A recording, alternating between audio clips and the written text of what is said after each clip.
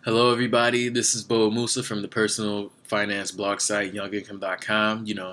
Trying to help people be great with money, not just good, be great with it. And today's video is about me building my credit. So I'm just going to go through the steps on how I got the credit score I have now. As you can see, it's in the high 70, 80, mid 780s, 784, around that area. It could change because there's so many different credit scoring models out there. But that's my current FICO score. But the very first thing I did was I just researched how to build, credit from nowhere. I had some unpaid medical bills on my credit, so my score was like 550 at the time, or in the 500s. So I was banking with Wells Fargo at the time, and I researched that a secured credit card was a good way to go. A secured credit card is pretty much a credit card that uses your own money as collateral, and an unsecured credit card is, when it's is backed by the bank and they're not using your own money. So I started a secure credit card with my own money with $300, and there was a program that if I showed, consistency and a good credit history for 6 or 7 months, I'll graduate to an unsecured line, and they'll award me $300 of a unsecured line of credit, and they refunded me back my secured credit card. So in this slide, you can see that it was around February. That's when I got my first job of 2013. So I figured, you know what, let me start building credit, because I'm gonna need it in the future to buy a home, get a car, whatever.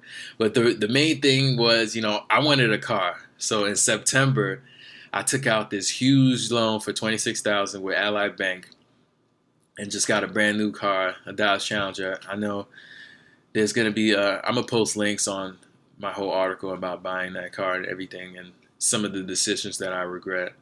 But anyways, every few 6 to 8 months, I would call my bank, say call Wells Fargo, and ask for a credit line increase. With every increase, my total credit limit was rising and increasing and going up. So my credit score will also go up with that. And then, I eventually, as my score got better and I was paying down my car loan, um, then I applied for a Capital One credit card. You know, I started with like a 300, also another 300 line of credit, but this time it was unsecured. I got approved because, I started to show at least a decent history. And then eventually I just kept, paying my bills on time and focusing on my credit utilization rate. That's real big, because say if you have a 300 credit limit, you don't want to spend 250 of that credit limit in 1 month. You want to keep it at, say, a 33% ratio or lower. So spend like, say, 100 at the most and pay it off every month. So I did that. I called Capital One every 6 to 8 months, asked for a credit line increase, and you know, right now my current limit is 9,050 with that one Quicksilver card, and then after that, I called and applied for another Capital One credit card, and I got approved for like a $10,000 credit limit with a Venture One card, and so on and so forth. I just kept doing that, paying my bills on time. That's the key, paying your bills on time. Late payments, they destroy your credit. So even if you have to make the minimum payment, I don't suggest it. Always make more, but at least do that. Just missing a payment is the worst thing you can do, and it stays on your credit for, I think, 3 to 7 years, something like that. And pay off all of your unpaid medical bills and collections, all the stuff you have in collection, pay that off, and you can actually pay to get those removed too.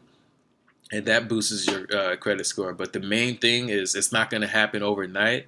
You know, Credit agencies, they want to see consistency and just, responsibility. It's your credit report. Your credit score is a measure of your credit report, your credit worthiness. Are you worthy enough and responsible enough for the banks to lend you credit? So that's pretty much how I built it up. So Thanks. Hope you guys enjoy.